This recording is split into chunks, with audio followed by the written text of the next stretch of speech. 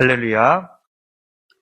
베드로 사도는 순교하기 직전에 당시 이 박해를 피해서 흩어진 믿음의 나그네들에게 두 편의 편지를 쓰는데 베드로 전서와 베드로 후서입니다. 두 편의 편지를 쓴 목적은 베드로 후서 3장 1절에 잘 기록되어 있는데, 사랑하는 자들아, 내가 이제 둘째 편지를 너희에게 쓰노니 이 두 편지로 너희의 진실한 마음을 일깨워 생각나게 하여, 이렇게 말했습니다. 계속해서 2절에는 선지자들의 예언과 예수님의 말씀을 기억나게 하려고 편지를 썼다고 말합니다. 여기 1절과 2절에 일깨우다라는 단어와 또 생각하다, 기억하다라는 단어가 나오는데, 이 단어들은 언제 쓰는 것입니까? 예전에 알고 있는 사실을 다시 생각하고 기억해 낸다는 뜻입니다. 현대 이 그리스도인들이 너무너무 바빠도 너무 바빠서 지난주에 들었던 설교조차도 까맣게 잊고 삽니다. 어떻습니까? 지난주에 들었던 설교가 기억이 나세요? 안 나는 사람은 빨리 이렇게 컨닝을 좀 한번 해보시기 바랍니다. 예. 또 나이가 들면 깜빡깜빡하는 이 건망증 증세도 생깁니다. 그렇다고 우리가 이런 상황을 넉넉히만 바라볼 수는 없습니다. 여러분들도 예배 시간에 들었던 말씀을 한 번이라도 복습을 해 보시기 바랍니다.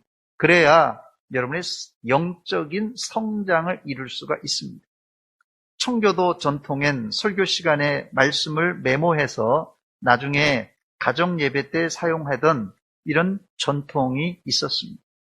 그러면 설교를 실제 생활에 한번 들으면 그냥 잊혀지기 쉬운데, 그걸 들어서 메모하고 그걸 가정 예배 때 또 다시 반복하고 또 말씀을 나누면 실제 생활에 활용이 된다는 말입니다.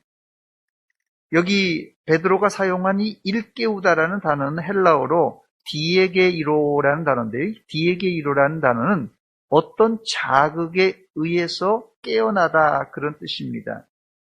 그러니까 이 일깨다라는 말은 자발적으로 잠에서 깨는 게 아닙니다. 자발적으로 깨어나는 게 아니라 누가 옆에서 흔들든지 아니면 알람 소리를 듣고 일어나든지 외부 자극으로 깨어나는 것을 말합니다. 이 청교도 시대의 기도와 이 설교가 얼마나 길었는지 모릅니다. 예배 중에 오늘 우리 장로님이 짧게 기도하셨는데, 보통 기도가 청교도 때는 30분에서 1시간을 했어요. 대중 기도가 그냥 앞에서, 물론 보통 장로님들이 안 했고 그때는 목사님이 직접 하였습니다. 그러니까 예배 중에 중요한 기도를 30분, 짧으면 길면 1시간을 기도를 하셨어요. 이건 뭐 제가 그냥 꾸며낸 얘기가 아니라 기록에 다 나와 있는 겁니다. 또 설교는 보통이 1시간 반에서 2시간, 길면 2시간 반을 했습니다. 그래서 아침에 일찍이 모여요. 그래야지 이 점심시간까지 맞출 수 있습니다. 이렇게 되자 교인들이 예배 중에 기도를 1시간을 하고 설교를 2시간, 2시간 반 하니까 이게 졸면서 자는 현상들이 잦아졌습니다. 그래서 교회에서 아예 긴 막대기 끝에 그 기록에 보면은 여우 꼬리나 무슨 다람쥐 꼬리, 이걸 갖다가 간질간질한 걸 딱 달아놔가지고 자는 사람들에게 긴 막대기로 이렇게 얼굴을 문질렀다고 그래요. 잠자는 사람의 코를 살살살 하면 간지러운 것처럼 그런 기록이 있습니다. 이거는 그냥 뭐 제가 만드는 얘기가 아니라 청교도 시절, 그러니까 이게 한편으로는 예배 시간에 기도와 설교가 길었다는 그런 뜻이고, 또 한편으로는 이게 고단했던 청교도의 삶이 굉장히 근검하고 절약하고 열심히 산 사람이에요. 그러니까 6일 동안 열심히 일하고 주일날 사실은 조금 쉬어야 되는데 와서 설교나 기도가 너무 기니까 조금 좋으니까 그걸 또 방지하기 위해서 또 이런 조치를 취했던 것입니다. 그래서 아예 이 막대기를 들고 다니는 자원봉사 요원이 따로 있었다고 합니다. 오늘 말씀이 여러분의 잠자는 심령을 깨우는 자극제가 되시길 바랍니다. 제가 이게 소리를 하나 했는데 준비가 안 됩니다. 자, 오늘 첫 번째 본문은 접속사 이 그러므로의 앞에 구문과 연결됩니다. 오늘 본문이 이 접속사 이 그러므로라는 뜻은 뭐뭐뭐뭐가 나와서 결론적으로 그러므로라는 말이거든요. 이 앞에 내용을 요약하면 이런 겁니다. 말세에 기독교를 조롱하는 자들이 나타날 것이라는 예언입니다. 조롱하는 자들이 뭐라고 조롱합니까? 베드로후서 3장 4절 말씀에 보니까 이르되 주께서 강림하신다는 약속이 어디 있느냐? 조상들이 잔 후로부터 만물이 처음 창조될 때와 같이 그냥 있다 한다 이렇게 말합니다. 예수님이 재림하시면 이 세상에 종말이 온다고 웃기는 소리 하지 말라. 예수님이 승천하신 지 벌써 베드로가 순교하려고 할 때가 약 30년이 지난 후입니다. 그러니까 벌써 예수님이 십자가에서 달려 돌아가셨다고 그러고 승천하신 지가 30년이 다 됐는데 아직도 강간무소식이다. 예수님이 다시 온다는 말은 그런 약속은 거짓말이다. 이렇게 조롱하는 사람들이 생긴다는 말입니다. 그런데 실제 베드로 사도 시대에 예수님의 재림은 일어나지가 않았습니다. 뭔가 잘못된 것 아닙니까? 베드로 사도는 곧 재림이 있다고 그랬는데 이 재림이 일어나지 않은 것이에요. 예수님이 그때로부터 지금까지 재림하시지 않은 이유가 있습니다, 여러분. 왜 이렇게 2000년 동안이나 지금까지 재림한다고 해놓고 재림하지 않으신 것입니까? 그 이유는 한 사람이라도 더 예수 믿고 구원받게 하기 위해서입니다. 본문 9절 말씀입니다. 주의 약속은 어떤 이들이 더디다고 생각하는 것 같이 더딘 것이 아니라 오직 주께서는 너희를 대하여 오래 참으사 아무도 멸망하지 아니하고 다 회개하기에 이르기를 원하시느니라 그랬어요. 예수님이 당장이라도 재림할 수 있지만 길을 잃고 방황하는 한 마리 양이라도 회개하고 돌아오게 하려고 참고 또 참아 지금까지 이른 것입니다. 이런 하나님의 간절한 마음을 이해할 때 우리가 말세에 첫째는 하나님의 뜻대로 살아야 하고 둘째는 길을 잃은 한 영혼이라도 더 찾아 구원해 내야 됩니다. 그래서 바울 사도는 흩어진 성도들에게 말세에 거룩하고 정결한 신부처럼 살라고 주문했습니다. 본문 14절입니다. 그러므로 사랑하는 자들아 너희가 이것을 바라보나니 주 앞에서 점도 없고 흠도 없이 평강 가운데서 나타나기를 힘쓰라 그랬어요. 오늘 설교의 포인트는 이게 전부입니다. 주님의 재림이 가까이 왔으니 이제 모든 성도들은 주 앞에서 점도 없고 흠도 없이 평강 가운데서 이제 잘 준비하라는 것입니다. 그런데 이렇게 해서 예수 믿고 신앙이 쑥쑥쑥 성장한다면 교회 목사도 필요 없고 학교에 선생님도 필요 없을 것입니다. 이런 사실을 잘 알고 있던 베드로 사도는 이것을 방지하기 위해서 흩어진 나그네들에게 읽게라, 기억하라 이렇게 편지를 썼던 것입니다. 특별히 본문 14절 마지막 부분에 힘쓰라라는 단어를 눈여겨보기 바랍니다. 힘쓰라라는 의미는 완벽한 사람이 되라는 의미가 아닙니다. 단지 깜빡깜빡 있더라도 또 기억하고 또 기억해서 삶에 실천하라는 주문입니다. 하나님의 말씀을 힘써 기억하고 애써 지키려다가 못 지킬 수 있는 것은 그건 어쩔 수 없지만 듣고 새카맣게 있고 넋놓고 있는 것은 이 천양지 차이입니다. 여기 힘쓰다라는 단어는 헬라어로 스푸다조라는 단어인데요. 속도감 있게 움직이다는 뜻입니다. 쉬운 말로 신앙생활은 신속하게 또 꾸준하게 하는 것입니다.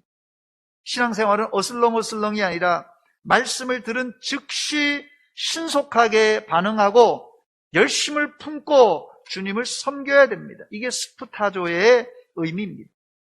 오래 믿은 성도들의 함정이 무엇입니까?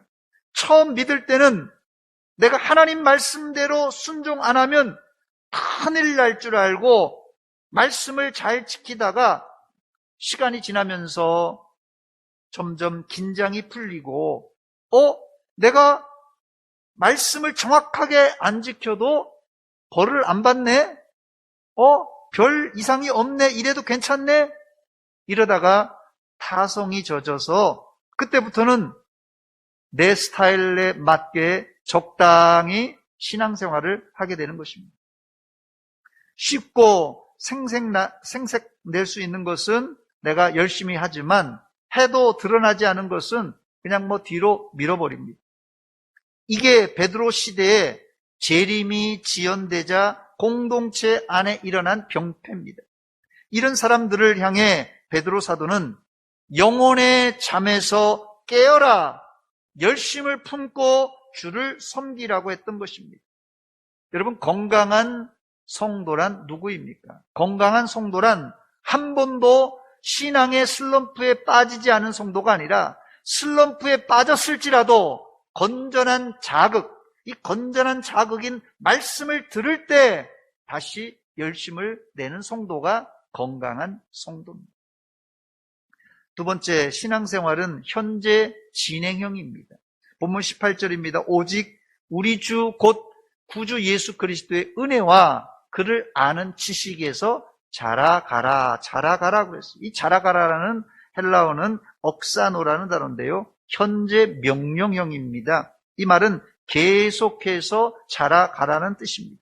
이 시간 여러분의 신앙이 코로나 시대에 한번 냉정하게 판단해 보세요. 코로나 시대에 내 신앙이 계속 성장했는가? 코로나 시대에 내 신앙이 멈추어 섰는가?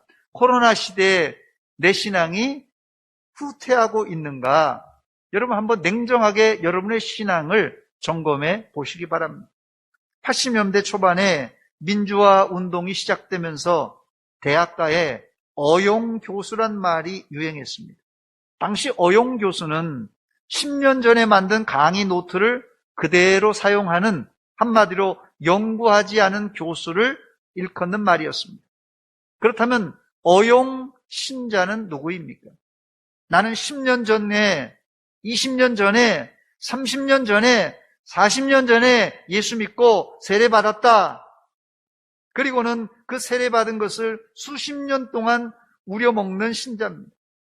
세례받은 것을 드러내는 것이 잘못되었다는 것이 아닙니다. 제 요점은 신앙은 고정되는 것이 아니에요. 신앙은 늘 성장해야 되는데 과거 세례받은 것, 과거에 은혜 받은 것에 만족해서 난 다 되었다고 생각하는 것이 바로 신앙의 퇴보라는 말입니다. 히브리서 6장 1절과 2절 말씀 보니까 그러므로 우리가 그리스도의 도의 초보를 버리고 죽은 행실을 회개함과 하나님께 대한 신앙과 세례들과 안수와 죽은 자의 부활과 영원한 심판에 관한 교훈의 터를 다시 닦지 말고 완전한 대로 나아갈지니라 그랬어요. 히브리서 기자는 과거에 머물러 있지 말라고 경고합니다. 회개하고 세례받은 것은 신앙의 초보에 해당합니다. 여러분, 고인물은 썩기 마련입니다. 고인물이 썩듯이 우리가 머물러 있기만 하면 신앙은 썩게 되어 있어요. 또 이만하면 나는 천국 간다고 생각하는 사람은 화석화된 신앙입니다. 화석화된 신자. 학자들은, 이 진화론자들은 이 화석이 지질학적으로 몇십만 년 전에 만들어졌다고 주장하지만 창조론은 짧은 지구를 지지하기 때문에 아무리 오래된 화석도 6,000년 전밖에 안 된 겁니다. 화석을 잘 살펴보면 화석이 되기 직전의 상황을 생생하게 유추해 볼 수 있는데, 즉 화석은 죽어서 화석이 된 것이 아니라 살아있는 상태인데요. 살아있는 상태인데 급속한 이 지질적인 변화에 의해서 매립되어 썩지 않고 보존된 것입니다. 그러므로 과거에 아무리 생동감 있는 생명체도 지금은 움직일 수 없는 말 그대로 화석화된 상태입니다. 문제는 신앙생활도 이와 같이 화석화된 사람들이 있다는 것이에요. 내가 왕년에 큰 은혜를 받았고 내가 왕년에 성령님을 체험하여 내 마음이 불같이 일어났다고 고백하는데 지금은 싸늘하게 변한 상태로 머물러 있다면 이 사람이 바로 화석화된 신자입니다. 이런 사람들에게 베드로 사도의 유언과 같은 부탁이 무엇입니까? 다시 18절입니다. 오직 우리 주 곧 구주 예수 그리스도의 은혜와 그를 아는 지식에서 어떻게 해요? 자라가라 그랬습니다. 여러분, 어린아이만 자라는 것이 아닙니다. 어릴 때는 몸과 마음과 지식이 함께 자라지만 성인이 되면 우리의 육신의 성장은 그치지만 이 지적 성장은 계속 이루어져야 됩니다. 그런데 예수 믿는 사람들은 이 지적 성장과 더불어서 영적인 성장이 계속돼야 됩니다. 그런데 지적 성장이나 영적 성장도 나이를 먹으면 더뎌지게 마련입니다. 나이 들면 눈도 침침하고 귀도 안 들리고 생각도 깜빡깜빡해서 배워도 금방 잊어버리기 때문에 이 성장이 더딘 법입니다. 그러다 보니 나이 들면은 아예 안 배우려고 해요. 이런 자세는 신앙에 아주 안 좋은 태도입니다. 세 번째, 그렇다면 어떻게 해야 우리가 영적으로, 지적으로 계속 성장할 수 있겠습니까? 신앙은 두 가지 자양분을 먹고 자라는데 첫째는 하나님의 은혜고 둘째는 하나님을 아는 지식으로 자라납니다. 다시 18절 말씀입니다. 오직 우리 주 곧 구주 예수 그리스도의 은혜와 그를 아는 지식에서 자라가라 그랬어요. 첫 번째, 우리 신앙의 성장은 오직 하나님의 은혜입니다. 바울 사도는 나의 나된 것은 오직 하나님의 은혜라고 고백했습니다. 고린도전서 15장 10절입니다. 그러나 내가 나된 것은 하나님의 은혜로 된 것이니 내게 주신 그의 은혜가 헛되지 아니하여 내가 모든 사도보다 더 많이 수고하였으나 내가 아니요 누구라고요? 오직 나와 함께 하신 하나님의 은혜로라 그랬어요. 사실 바울 사도는 우리보다 훨씬 공부를 많이 했고 훨씬 많은 일을 했습니다. 그러나 그의 결론은 뭐라고요? 하나님의 은혜로 내가 이것을 했다고 고백하고 있습니다.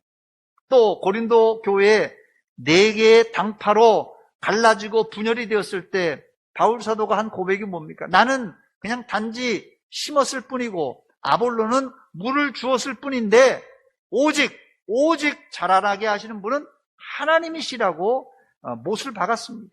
그렇습니다. 신앙생활은 내 열심, 내 의가 아니라 하나님의 은혜로 하는 것이고 하나님의 은혜로 성장하는 것입니다. 두 번째, 우리 신앙의 성장 공부본은 예수 그리스도를 아는 지식입니다. 본문 18절 다시 봅니다. 오직 우리 주 곧 구주 예수 그리스도의 은혜와 그를 아는 지식에서 자라가라. 그리스도의 은혜와 그를 아는 지식에서 자라가라고 그랬어요. 우리나라 사람들은 이 성경 공부를 하라고 하면 겁부터 냅니다. 학창 시절에도 지긋지긋하게 공부했는데 이 나이에 또 공부하고 또 시험 보나 이렇게 거부 반응을 보입니다. 그런데 배우기를 거부하는 행동은 성장을 거부하는 행동입니다. 누가 편하게 놀고 싶지 힘들게 공부하고 싶겠습니까? 그러나 하나님을 아는 지식, 예수님을 아는 지식은 죽을 때까지 공부해도 다 알 수가 없습니다. 또 성경을 알아갈 때 하나님을 알아가는 재미가 있습니다. 이 재미를 느껴야 비로소 우리 영혼이 쑥쑥쑥 성장해 나가는 것입니다. 맛이 있는 음식을 먹는 사람과 그러니까 음식을 먹을 때요, 맛이 있어서 그 음식을 먹는 사람과 그냥 맛을 느끼지 못하고 입맛이 없어서 억지로 음식을 먹는 사람은 벌써 몸 상태가 다릅니다. 여러분 가족에, 여러분 주변에 몸 상태를 보면 저 사람이 음식이 맛이 있어서 먹는 사람인가, 그냥 할 수 없이 먹는 사람인가가 티가 납니다. 어떤 사람은 그런 분이 있더라고요. 나는 평생 입맛이 없어 본 적이 없다. 이런 사람이 있더라고요. 입맛이 없어 본 적이 없다. 세상에. 정말 좋은 체질입니다. 그런데 이런 분들은 다이어트를 해도 몸무게가 잘 안 빠지는 분입니다. 그런데 아무리 맛난 음식을 가져다 주어도 입맛이 없는 사람은 아무리 맛있어도 그냥 깨작깨작 하다가 수저를 놓습니다. 여러분들이 왕성하게 성장하려면 성경의 맛을, 꿀송이 꿀보다 더 단 맛을 느껴야 됩니다. 성경의 맛을 느껴야 돼요. 말씀의 맛을 느껴야 됩니다. 이런 분들에게는 뭐 말씀을 읽으라 마라 할 필요가 없어요. 이 성경을 읽을 때 꿀송이 꿀보다 더 단 말씀이기 때문에 그 말씀을 읽고 싶잖아요. 먹고 싶잖아요. 그래서 이런 분들은 말씀을 읽으면서 그 말씀 속에 하나님을 만나고, 말씀 속에서 또 은혜를 받고, 그 말씀 속에 은혜를 받아 울기도 하고 웃기도 하고 성령의 감동과 감화를 체험하는 사람들입니다. 그래서 우리 신앙은 성경에서 다 결판나는 것이에요. 지금 여러분들이 성경을 읽으며, 성경을 들으며, 성경을 묵상하면서 이런 체험을 날마다 하고 있습니까? 아니면 설교 시간마다, 성경 읽을 때마다 졸음이 밀려오십니까? 어떤 분은 그냥 잠이 안 와요. 그러면 성경만 한 장만 읽으면 잠이 온대. 참 희한하더라고요. 참. 이게 수면제도 아니고. 그것도 은혜인지 모르겠어요. 잠 못 자는 사람들이 성경 읽어서 잠이 잘 온다면 그것도 은혜인지 모르겠는데, 여러분, 근데 이게 습관적으로 설교 때마다, 성경 읽을 때마다 수면제가 되면 안 됩니다. 베드로 사도는 하나님을 아는 지식을 가지려면 신령한 젖을 사모하라고 주문합니다. 베드로전서 2장 2절입니다. 갓난 아기들 같이 순전하고 신령한 젖을 사모하라. 이는 그로 말미암아 너희로 구원에 이르도록 어떻게 한다고? 자라게 하려 함이라 그랬어요. 여기 사모하라라는 단어는 헬라어로 에피포세오라는 단어입니다. 이 에피포세오라는 단어는 아주 열심히 애쓴다라는 뜻이에요. 아주 열심히 애쓴다. 여러분, 갓난 아기가 배가 고플 때 엄마 젖이나 우유병을 빠는 거 봤어요? 여러분, 갓난 아기가 지금 배가 고파요. 엄마 젖을 빨고 또 우유 젖병을 빠는데 어떻게 빱니까? 아이들이 최선을 다해서 집중해서 젖을 빱니다. 왜요? 애기들도 먹고 살라고.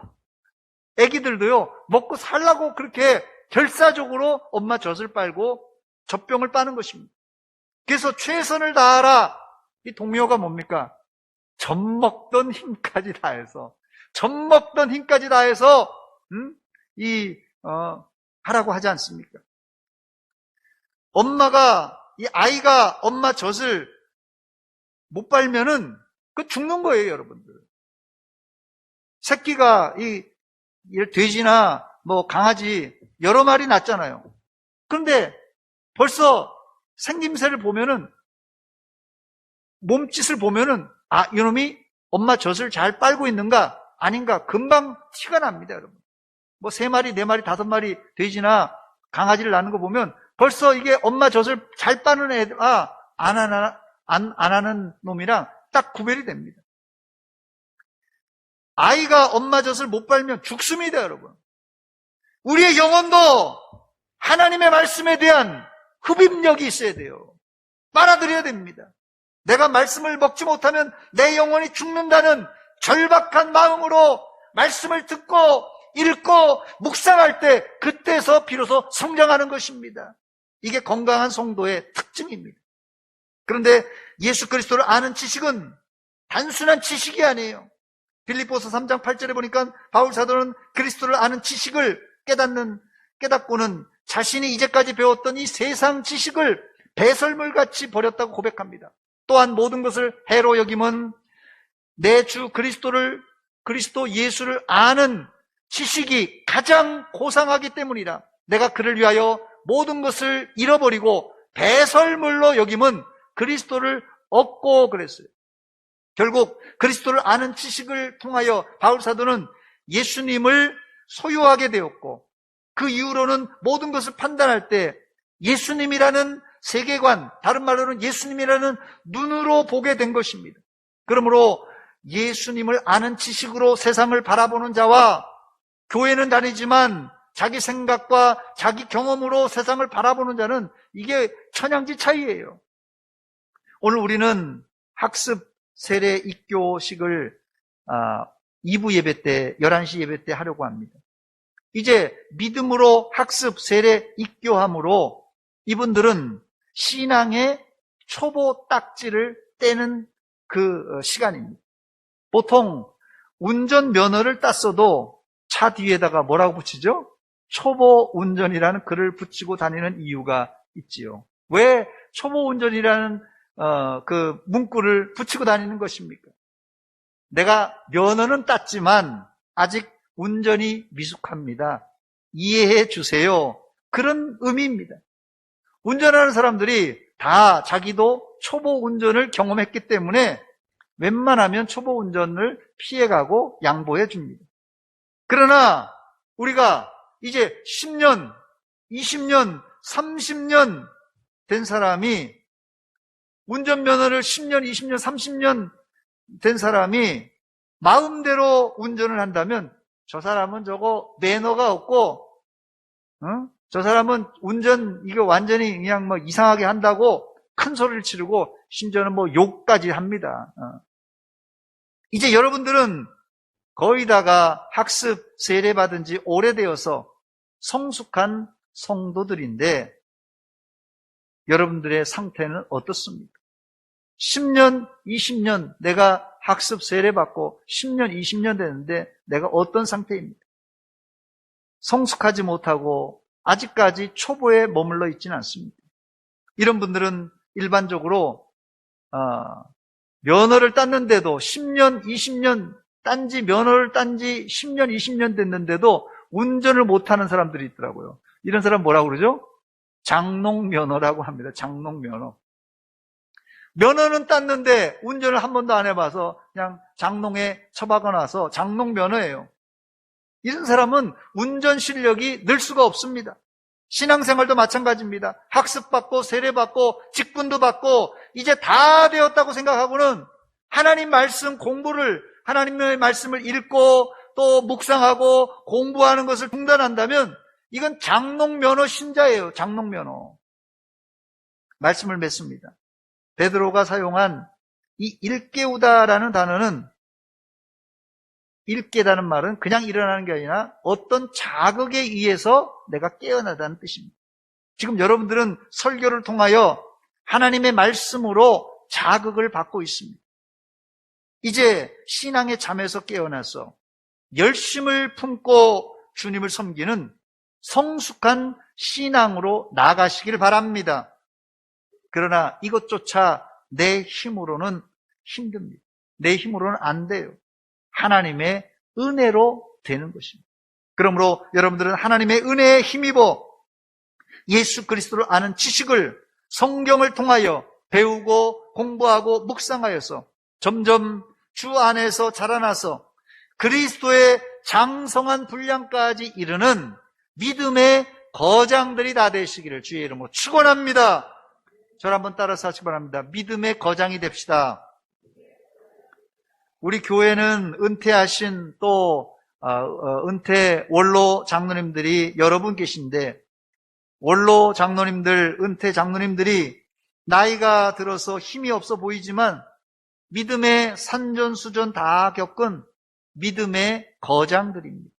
우리 교회에 은퇴하신 권사님들 많은데, 또 우리 명예 권사님들 많은데, 은퇴하고 명예 권사님 되신 분들 말씀과 기도와 봉사의 거장들입니다.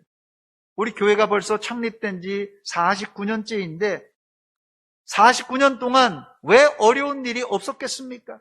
그러나 믿음의 거장들은 환난의 바람이 불어도 이 환난의 바람을 이겨내며 지금까지 변함없이 교회를 섬기고 있습니다.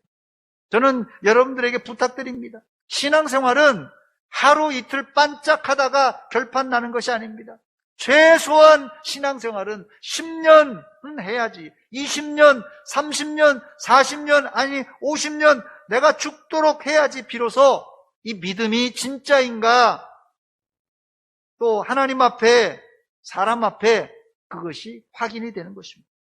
아무쪼록 여러분들은 끝까지 인내하시며 계속해서 성장 성숙하여서 후손들에게도 존경받는 믿음의 거장들이 되시기를 주의 이름으로 축원합니다. 아니, 여러분들은 이제는 믿음의 거장들, 우리 믿음의 거장들이 우리 교회에 많지 않습니까? 우리 믿음의 거장들을 이제 디디고 일어나서 예수 그리스도를 닮는 작은 예수들이 다 되시기를 주의 이름으로 축원합니다. 축원합니다. 기도하겠습니다. 하나님 우리 아버지, 은혜와 사랑을 감사드립니다. 한 해 두 해 지나가면서 또 작년 올해 코로나로 인해서 우리의 육신도 우리의 영혼도 숨을 죽이고 있습니다. 하나님, 냉정하게 지나간 1년 동안 코로나로 인해서 내 신앙이 점점 자라고 있는가, 아니면 멈추어 섰는가, 아니면 퇴보했는가, 오늘 말씀을 통하여 자극을 받고 또 하나님 우리를 돌아봅니다. 하나님 아버지, 우리의 연약한 것을 용서해 주시고 이 말씀이 자극이 되어서 다시 한번 일어나 분발하는 믿음의 용장들이 다 되게 하여 주시옵소서. 예수님의 이름으로 기도하옵나이다. 아멘.